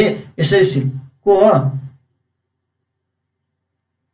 सिलबन्दी बलपत्र सार्वजनिक बढुवा गरेर यो लिलाम बिक्री गरेर पनि चाहिँ त्यो असुल गर्न सकिन्छ। अर्को बैंक तथा अन्य वित्तीय संस्थामा रहेका करदाताको रकमबाट कट्टा गरे। बैंकहरूमा कुनै चाहिँ वित्तीय संस्थाहरूमा पैसा राखेको छ भने नि त्यो रकमबाट पनि कट्टा गर्न सकिन्छ है। यति पनि भएन भने अब कसरी जाने भने नेपाल सरकार र नेपाल सरकार स्वामित्वमा भएका कुनै स्थानीय तहबाट करदाताले पाउने सङ्गठित संस्था वा रकमबाट कट्टा गर्न लगाउने। कुनै स्थानीय तह अथवा कुनै सरकारी कार्यालयमा चाहिँ उसले चाहिँ रकम राखेको छ भने स्वामित्वमा भएको कुनै करदाताले पाउने सङ्गठित संस्थाहरूबाट रकम पाउने छ भने त्योबाट पनि कट्टा गर्नु है। अझै त्यसरी पनि सकिएन भने कुनै तेस्रो व्यक्तिले करदातालाई तिर्नुपर्ने रकम दाबी गरेर यदि कुनै अर्कै व्यक्तिले चाहिँ त्यसलाई दिनुपर्ने पैसा छ भने त्यहाँ पनि दाबी गरेर चाहिँ यसरी यो त्यसको बकौता हासिल गर्न सकिन्छ। यसरी पनि भएन भने के गर्ने भने करदाताको आयात निर्यात र अन्य कारोबार रोक्का गर्ने। अब उसले चाहिँ यसरी पनि त्यसको चाहिँ अझै पनि पैसा तिर्न सकिएन भने उठाउन सकिएन भने अब के गरिदिन सक्छौँ हामीले उसको आयात रोकिदिन सक्छौँ निर्यात रोकिदिन सक्छौँ उसको जे कारोबार छ सबै कारोबार बन्द गरिदिन सक्छौँ। बन्द गरेर पनि उठाउनु पर्ने हुनसक्छ है त। यसरी चाहिँ मूल्य अभिवृद्धि करको बाँकी रहेको असुली गर्नुपर्ने हुन्छ। अर्को, नेपाल बाहिर जान रोक लगाएर त्यसलाई नेपाल बाहिर त्यसको कुनै पनि सामानहरू नेपाल बाहिर निर्यात आयात त्यो सबै रोकेर त्यसलाई चाहिँ के गर्न सकिन्छ, उठाउन सक्ने व्यवस्था रहेको छ है। यो अब मैले अर्को यो तल चाहिँ यसरी यसो हुन्छ, यति दिनभित्र गर्नुपर्छ भन्ने कुरा लेखिदिएको छु।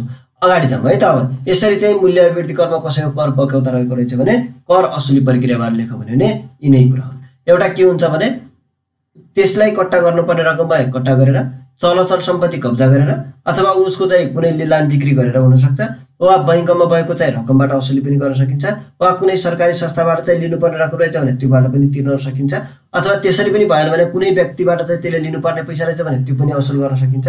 त्यसरी पनि भएन भने उसको कारोबार बन्द गरेर रोक्का गरेर पनि उसबाट चाहिँ असुली गर्नै पर्ने हुन्छ, कानुनी कारबाही गरेर है त। यसरी अगाडि जानुपर्छ। अब अगाडि जाउँ, मूल्य अभिवृद्धि कर फिर्ताबारे लेख्नुहोस्। जस्तो करदाताले चाहिँ मूल्य अभिवृद्धि करमा कर तिर्यो, तिरेर चाहिँ उसको बाँकी रहेको पैसा चाहिँ फिर्ता पाउने व्यवस्था छ भने कसरी फिर्ता हुन्छ त? मूल्य अभिवृद्धि कर फिर्ताबारे लेख्नुहोस् भने कुन कुन अवस्थामा मूल्य अभिवृद्धि कर फिर्ता दिन्छ हेर्नुहोस् है। एउटा कुरा त के हो भने चाहिँ मूल्य अभिवृद्धि कर फिर्ता चाहिँ कुन कुन अवस्थामा हुन्छ भने नेपाल सरकार परराष्ट्र मन्त्रालयले कूटनीतिक मान्यता प्रदान गरेको नेपालको कूटनीतिज्ञलाई विदेशी राष्ट्रले पारस्परिकताको आधारमा वा क्षेत्रीय वा अन्तर्राष्ट्रिय नियोग संस्थाका कार्यरत कूटनीतिक सुविधा प्राप्त व्यक्तिलाई कर छुटको सुविधा प्रदान गरेको रहेछ भने नेपाल स्थित त्यस्तो राष्ट्र, क्षेत्रीय वा अन्तर्राष्ट्रिय नियोग संस्थाको कूटनीतिले आफूले उपभोग गरेको हदसम्म नेपालभित्र रहेको तिरेको करको रकम है, त्यसरी तिरेको करको रकम के गरिन्छ, छुट दिने व्यवस्था छ। तर कूटनीतिक निकाय वा कूटनीतिज्ञले कर लाग्ने वस्तु वा सेवा खरिद गर्दा तिरेको कर 10,000 रुपैयाँभन्दा करको खरिदमा फिर्ता गरिन्छ होइन। 10,000 भन्दा कम रहेछ भने फिर्ता गरिँदैन, त्योभन्दा बढी चाहिँ यसरी सम्झौता गरेको चाहिँ कुनै पनि विदेशी निकायहरू अथवा कूटनीतिक निकायहरूको रकम फिर्ता हुन्छ एउटा। अर्को छ, नेपाल सरकार परराष्ट्र मन्त्रालयको सिफारिसमा कूटनीतिक सुविधा प्राप्त नियोगले नेपालभित्र कर लाग्ने वस्तु वा सेवा खरिद गरेको रहेछ है। नेपाल सरकार परराष्ट्र मन्त्रालयको सिफारिसमा कूटनीतिक सुविधा प्राप्त नियोगले नेपालभित्र कर लाग्ने वस्तु वा सेवा खरिद गर्यो भने उसको कर फिर्ता हुन्छ है।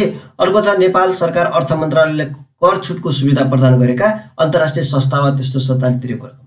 कुनै अन्तर्राष्ट्रिय संस्थाहरूलाई चाहिँ कर छुट दिने चाहिँ अर्थ मन्त्रालय गरेको रहेछ भने त्यस्तोबाट पनि त्यस्तोलाई पनि कर फिर्ता गरिन्छ।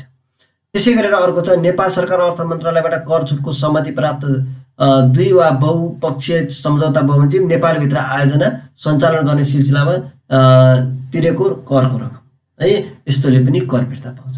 त्यसै गरेर भुलवश असुली भएको कर पनि फिर्ता दिइन्छ है।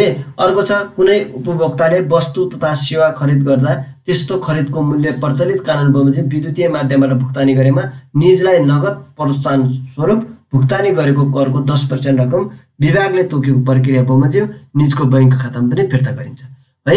यहाँ भनेको के हो भने विद्युतीय माध्यमद्वारा कसैले रकम भुक्तानी गर्छ भने त्यसलाई 10% कर पनि फिर्ता दिने व्यवस्था छ, त्यो पनि फिर्ता गरिन्छ।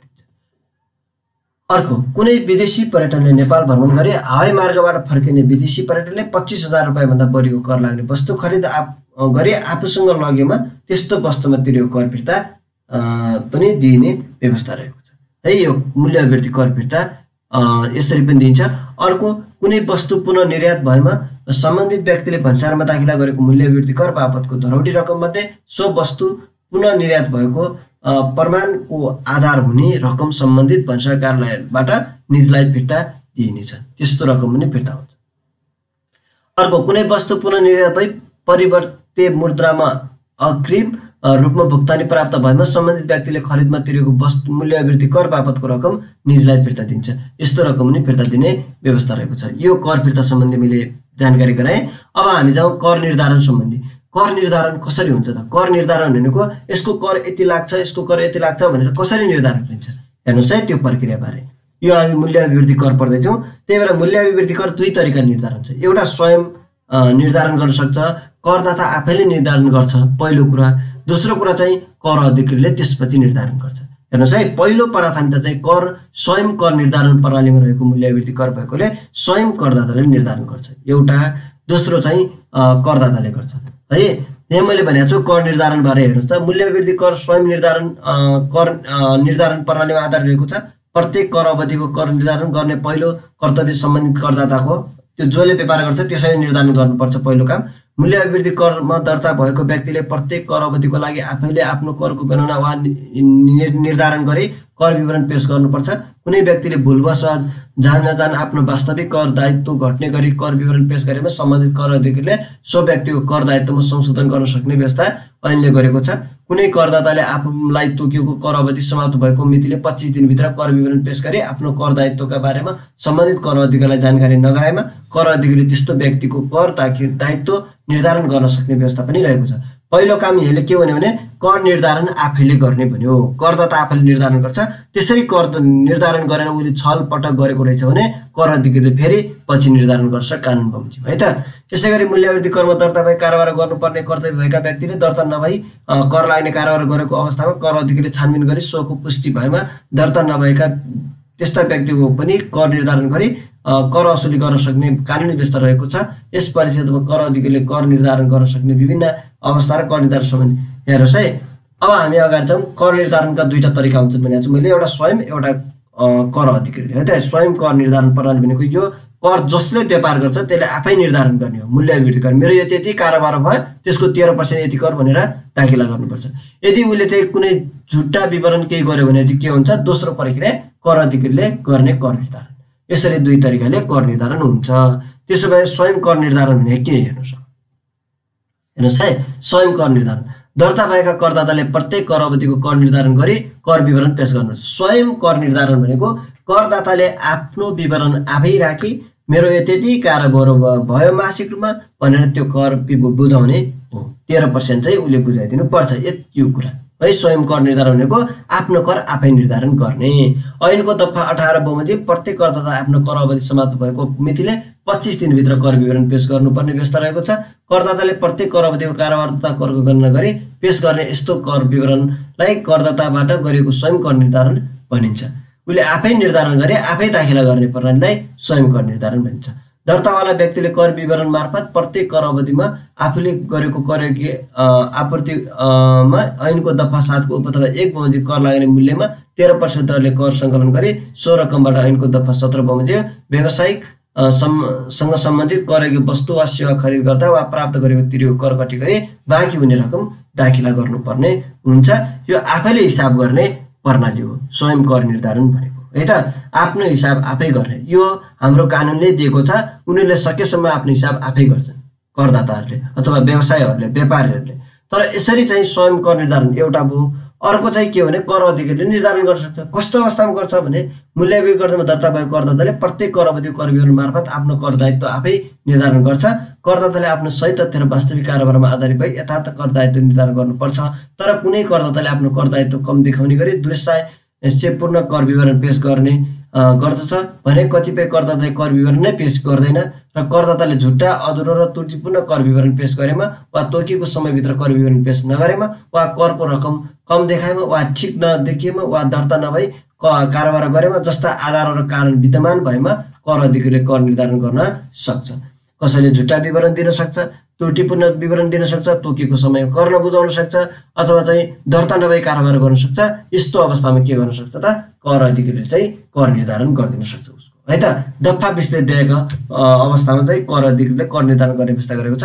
कस्तो कस्तो अवस्थामा कर अधिकारीले दिएको अवस्थामा निर्धारण गर्न सक्छ, कस्तो अवस्थामा गर्न सक्छ हेर्नुहोस् है। म्यादभित्र कर विवरण पेश नगरेमा, यदि उसले 25 दिनभित्र कर विवरण पेश गरेको छैन भने उसलाई कर निर्धारण गर्न सक्छ। दोस्रो छ अधुरो वा त्रुटिपूर्ण कर विवरण पेश गरेमा, उसले अधुरो आधा मात्रै विवरण पेश गरे भने कर निर्धारण गर्न सक्छ। अर्को छ झुट्टा कर विवरण पेश गरेमा, यदि उसले झुट्टा कर विवरण पेश गरेको रहेछ भने पनि उसको कर निर्धारण कर अधिकारीले गर्न सक्छ। त्यसैगरी अर्को छ करको रकम कम देखाएको वा ठिक नभएको भन्ने कर अधिकारीलाई विश्वास गर्नुपर्ने कारण भएमा पनि कर निर्धारण गर्न सक्छ। अर्को छ आपूर्ति मूल्यमा न्यून बिजकीकरण भनेको बिल न्यून बनाएको रहेछ भने पनि त्यति बेला कर अधिकारीले निर्धारण गर्न सक्छ। न्यून बिजकीकरण गरी समूह कम्पनीमा आपूर्ति भएमा पनि दर्ता हुनुपर्ने दायित्व भएको व्यक्तिले दर्ता नगरी कारोबार गरेको रहेछ भने नि कर निर्धारण गर्न सक्छ। अर्को बिजक जारी नगरी बिक्री गरेमा बिलै जारी गर्दैन भने पनि उसलाई जरिवाना गर्न सक्छ अथवा कर निर्धारण गरिदिन सक्छ। दर्ता नभएको व्यक्तिले कर उठाए पनि उसले कर निर्धारण गरेर उसलाई बिगो सहित असुल गर्नुपर्ने कानुनी व्यवस्था छ। हामी यसपछि पढ्छौँ। अब अगाडि जाउँ। दण्ड सजाय सम्बन्धी मूल्य अभिवृद्धि करको छलपटक गर्दा के कस्तो दण्ड सजाय हुन्छ? कसैले यदि मूल्य अभिवृद्धि करमा छलपटक गर्छ भने त्यसलाई के सजाय छ त हेर्नुहोस् है। अब पहिलो काम दफा 29 अनुसार के भनेको छ? दर्ता गर्न कर अधिकारीले दिएको आदेश वा दर्ता नभएमा प्रत्येक कर अवधिको निमित्त 10,000 रुपियाँ। दर्ता गर्न आदेश दिँदा दर्ता नभएमा उसले एकपटक कर अधिकारीले आदेश दिएमा 10,000 रुपियाँ जरिवाना गर्न सक्छ।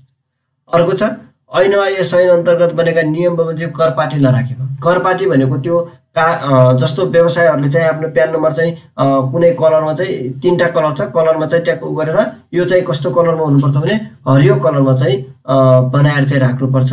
त्यसरी बनाएर चाहिँ राखिएको छैन भने त्यसलाई चाहिँ पटकै पछि एकपटक जाँदाखेरि त्यो छैन भने त्यसलाई 2000, अर्को पटक जाँदा फेरि 2000, पटकै पछि 2000 जरिवाना गर्ने व्यवस्था छ करपाटी राखेको छैन भने। अर्को बिजक नीतिमा पटकै पछि 10,000। कसैले बिल जारी गर्न मान्दैन भने त्यसलाई 10,000 रुपियाँ जरिवाना लाग्छ। यदि बिजक लिन कसैले कुनै चाहिँ व्यक्तिले बिल लिन मान्दैन भने त्यसलाई एकपटकमा 1000 रुपियाँ जरिवाना गर्न सकिन्छ। बिल नदिनेलाई 10,000, बिल नलिनेलाई 1000 रुपियाँ जरिवाना है। अर्को मूल्य अभिवृद्धि करमा दर्ता नभई मूल्य अभिवृद्धि कर उठाएमा उठाएको करको 100% जति उठाउँछ त्यसको 100% जरिवाना लाग्छ।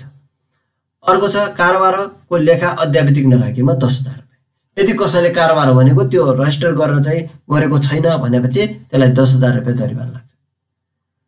कारोबारको लेखा निरीक्षण गर्न नदिएमा जस्तो तपाईँको कर कार्यालयमा चाहिँ कर कार्यालयको मान्छेहरू तपाईँलाई निरीक्षण गर्न आयो, राजस्वका मान्छेहरू भने तपाईँले त्यो कारोबारहरू चाहिँ देखाउन चाहनु भएन भने अथवा निरीक्षण गर्न दिनु भने कुनै बाधा अड्काउ गर्नुभयो भने उसले तपाईँलाई 20,000 रुपियाँ जरिवाना गरिदिन सक्छ है। अर्को विद्युतीय बिजक जारी गर्न स्वीकृति लिएको वा स्वीकृति नलिएको करदाताले तथ्याङ्क मेट्न वा सच्याउन सकिने सफ्टवेयर प्रयोग गरेमा पाइएमा 5 लाख रुपियाँसम्म जरिवाना गर्न सकिन्छ है। त्यसै गरेर विद्युतीय बिजक जारी गर्न सफ्टवेयर वा उपकरण निर्माण गर्ने, जडान गर्ने, सञ्चालन गर्ने व्यक्तिको विभागले जारी गरेको कार्यविधिको पालना नगरेमा 5 लाख रुपियाँसम्म जरिवाना गर्न सकिन्छ। अर्को विजयीकरण गरी बिजक काटेको पाइएमा कम बिजकीकरण अथवा विजयीकरण गरी बिजक काटेको पाइएमा प्रत्येक बिजकको लागि 2000 रुपियाँ जरिवाना लाग्छ। यो एनवाईएस अन्तर्गत बनेको नियम उल्लङ्घन गरेमा पटकै पछि 1000 रुपियाँ जरिवाना लाग्छ है। त्यसै गरेर यो यस ऐन अन्तर्गत बनेका नियमावली पालना नगरी करको दायित्व घटाएमा कर अधिकारी विभागले तोकेको आधारमा कर बिगुको 25%सम्म जरिवाना गर्न सक्छ है। त्यसै गरेर करदाताको मौद्दत परीक्षण गर्दा खरिद खातामा उल्लेख भएको भन्दा बढी वस्तु मौद्दत फेला परेमा कर अधिकारीले त्यस्तो वस्तुको आम्दानी बाँध्न लगाई त्यसरी बढी फेला परेको वस्तुको बजार मूल्य कायम गरे त्यस्तो मूल्यको 50% हुने रकम जरिवाना गर्न सक्ने व्यवस्था छ। यो जरिवाना सम्बन्धी पनि अब अगाडि जाउँ। कस्तो कस्तो कसुर गरेमा कर बिगुको 7% रकम जरिवाना छ वा 6 महिनासम्म कैद वा दुवै सजाय हुन्छ है। 100% जरिवाना र अर्को 6 महिनासम्म कैद कस्तो गर्न सक्छ? झुट्टा लेख, बिल, अन्य कागजात तयार गरेमा झुट्टा विवरण बनाएको रहेछ भने त्यसलाई जेल हाल्न सक्छ 6 महिना र 7% चाहिँ जरिवाना गर्न सक्छ है। जाल साँची गरी कल छलेमा, कल छलेको रहेछ भने नि त्यसलाई जेल चलान गर्न सक्छ। दर्ता नभएको व्यक्ति र दर्ता भएको व्यक्ति सरह व्यवहार गरेमा, न्यून विजयीकरण गरी बिक्री गरेमा भनेको तपाईँले कम बिल जारी गर्नुहुन्छ भने त्यसलाई पनि 6 महिना जरिवाना 7% जरिवाना गर्न सकिन्छ, 6 महिना कैद पनि राख्न सकिन्छ अथवा दुवै सजाय गर्न सकिन्छ। दफा 30 उल्लङ्घन गरी कारोबार गरेमा है। अर्को छ मूल्य अभिवृद्धि कर छुट हुने वस्तुहरू के हुन् त? अब हेर्नुहोस् है साथीहरू, मूल्य अभिवृद्धि करमा दर्ता नहुनुपर्ने कारोबारहरू के हुन्? यो सरकारले निश्चित वस्तुहरू तोकेको छ। मूल्य अभिवृद्धि कर ऐन 2052 को अनुसूची 1 मा हेर्नु होला, एकदम स्पष्ट लेखेको छ। त्यहाँ धेरै कुरा छन्, तपाईँ बुझ्न नसक्नु होला, मैले यहाँ सठिक बनाएको छु। मूल्य अभिवृद्धि कर छुट हुने वस्तुहरू के हुन् हेर्नुहोस् है। एउटा हो आधारभूत कृषि उत्पादन, विभिन्न अन्न, तरकारी, जडीबुटी अरू यस्ता चाहिँ यो कृषिसँग सम्बन्धित कुनै पनि दर्ता हुनु पर्दैन भ्याटमा। अर्को आधारभूत आवश्यकता वस्तुहरू जस्तो नुन, खाने तेल, दाउरा, मुढा, चामल यिनीहरू हुन्छ नि, जो यिनीहरू पनि के हो आधारभूत आवश्यकता वस्तु हुन्। तिनीहरू भ्याटमा दर्ता हुनु पर्दैन, भ्याट बिल दिनु पर्दैन यिनीहरूले। अर्को छ जीव जन्तु वा बोसोको उपज भनेको खसी, बोका, गाई, भैँसी, भेडा, बाख्रा यिन मासुहरू हुन्छ नि, यिनको पनि दर्ता हुनु पर्दैन। त्यसै गरेर कृषि सामग्रीहरू, बिउ बिजन र माटोको उपचार सामग्रीहरू पनि यिनीहरू सम्बन्धी पनि पर्दैन। औषधि उपचार तथा स्वास्थ्य सेवाहरू जस्तो स्वास्थ्यसँग सम्बन्धित स्वास्थ्य सेवा र अक्सिजन ग्यास, रोग उपचार, डायग्नोस्टिक परीक्षण किटहरू यिनी कुनै पनि भ्याटमा दर्ता हुनु पर्दैन। अनि शिक्षासँग सम्बन्धित विद्यालय तथा विश्वविद्यालय हुने अनुसन्धान सम्बन्धी कार्यरत शिक्षण व्यवसाय वा पेसागत तालिम र पुनर्जागृत तालिमहरू यी दिने संस्थाहरू पनि भ्याटमा दर्ता हुनु पर्दैन। त्यसै गरी किताब अखबार मुद्रित सामग्रीहरू पनि हुनु पर्दैन। कलात्मक र कारीगर सेवा चित्रकला मूर्तिकला यी कला सम्बन्धी कार्य गर्ने मान्छे भ्याटमा दर्ता हुनु पर्दैन। यात्रुवाहक यातायात तथा ढुवानी सेवा भनेको यात्रुवाहक बसहरू हुन्छ नि, हवाई यातायात सार्वजनिक यातायात है, निजी होइन फेरि सार्वजनिक यातायातहरू पनि दर्ता हुनु पर्दैन भ्याटमा। व्यवसाय वा पेसागत सेवा कलाकार जस्तो कलाकारहरू हुन्छ नि, खेलाडीहरू, कुनै पुस्तक लेखक होलान्, नमुनाकार, अनुवादन यिनीहरू चाहिँ के हो भ्याटमा दर्ता हुनु पर्दैन। त्यसै गरी नेपाल सरकार प्रदेश स्थानीय तहद्वारा प्रदान गर्ने सेवाहरूलाई पनि भ्याटमा दर्ता गरिँदैन। अनि भवन र जग्गा घर जग्गाको बिक्री सम्बन्धी पनि यो पनि छुट छ। अनि बाजी क्यासिनो चिट्टा सम्बन्धी पनि पर्दैन है त। यी भने मैले कर छुट हुने वस्तुहरू है, कर छुट हुने वस्तु। अब शून्य दरमा कर लाग्ने, जिरो कर लाग्ने वस्तुहरू के हुन् त है? कसैलाई जिरो कर कस्तो अवस्थामा लाग्छ भने एउटा हेर्नुहोस्, निर्यात हुने वस्तुहरू। कुनै वस्तु नेपाल बाहिर निर्यात हुन्छ भने त्यस्तो अवस्थामा पनि एउटा यो बुझ्नुहोस् है, निर्यात हुने वस्तुहरू भनेर बुझ्नुहोस्। निर्यात हुने वस्तुहरूमा पनि कर छुट हुन्छ। कसैले निर्यात गर्छ, नेपालमा उत्पादन गरेर कुनै वस्तु विदेशमा बेच्छ भने त्यसलाई भ्याट लाग्दैन। भ्याटमा दर्ता त हुनुपर्छ, तर शून्य दर भनेको जिरो भ्याट लाग्छ है। यो छुट होइन, फेरि शून्य दरमा कर लाग्ने हो। भ्याटमा दर्ता त हुन्छ, उसले नेपालभित्रै बेच्यो भने भ्याट लाग्छ, तर उसले निर्यात गर्यो भने चाहिँ बाहिरी देशमा पठायो भने उसलाई भ्याट लाग्दैन।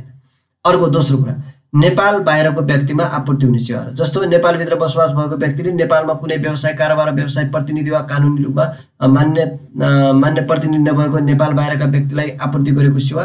नेपालभित्र बसोबास भई दर्ता भएको व्यक्तिले नेपाल बाहिर बसोबास भएको व्यक्तिलाई गरेको वस्तु सेवाको आपूर्तिमा पनि भ्याट शून्य दर लाग्छ है त भ्याट।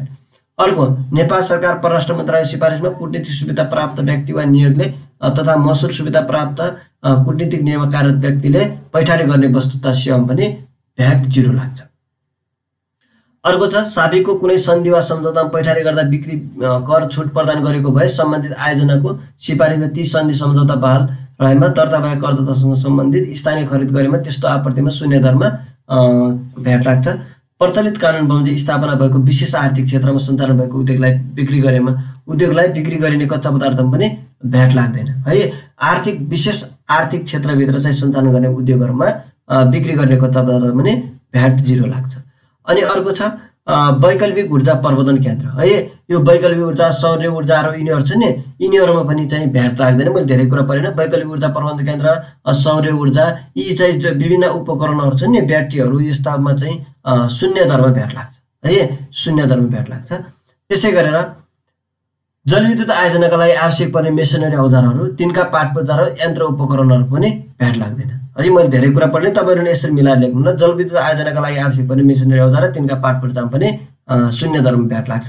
त्यसै गरेर घरेलु तथा साना उद्योगले स्वदेशमा उत्पादन गरेको मूर्तिकला, चित्र, वास्तुकला यस्तै प्रकारका अन्य हस्तकला सामानहरू पनि यो नेपालमा स्वीकृति निर्यातगिर मार्फत विदेशी निकासी गरेमा पनि भ्याट लाग्दैन है त। यस्ता चाहिँ कलाकार, हस्तकला यिनीहरू चाहिँ छुट छ भने छु, तर मूर्तिकला, चित्रकला, वास्तुकलाहरू यस्तै प्रकारका चाहिँ विभिन्न हस्तकलाहरू चाहिँ निर्यात गर्नु पर्यो भने नि शून्य दरमा भ्याट लाग्छ। अर्को कुरा, अपाङ्गता भएका व्यक्तिले प्रयोग गर्ने स्कुटरहरू है, यति लेख्नुहोस्, धेरै लामो लेख्नु पर्दैन। मैले यहाँ सबै त्यो ऐनमा भएको कुरा लेखिदिएको हो। अपाङ्गता भएका व्यक्तिले प्रयोग गर्ने स्कुटरहरूमा पनि भ्याट शून्य दरमा भ्याट लाग्छ है, यो बुझ्नुहोस्। अर्को, नेपाल सरकार अर्थ मन्त्रालयबाट कर छुटको सहमतिले सम्पन्न भएको द्विपक्षीय बहुपक्षीय सम्झौता बमोजिम नेपालमा आयोजना सञ्चालन गर्ने सिलसिलामा आवश्यक पर्ने स्वीकृति मास्टरले बमोजिम मेसिनरी उपकरण निर्माण सामग्री स्वदेशी उद्योगबाट उत्पादन हुने पनि भई सोही उद्योगबाट सम्बन्धित आयोजना सोझै वा सोझै स्व आयोजनाका ठेकेदार मार्फत आपूर्ति गर्ने भए त्यस्तो आपूर्तिमा विभागले तोकेको प्रक्रिया बमोजिम त्यस्तो उद्योगलाई स्व कारोबारमा शून्य दरमा भ्याट लाग्ने व्यवस्था गरेको छ है त। यी भने मैले तपाईँलाई शून्य दरमा भ्याट लाग्ने कारोबारहरू भए।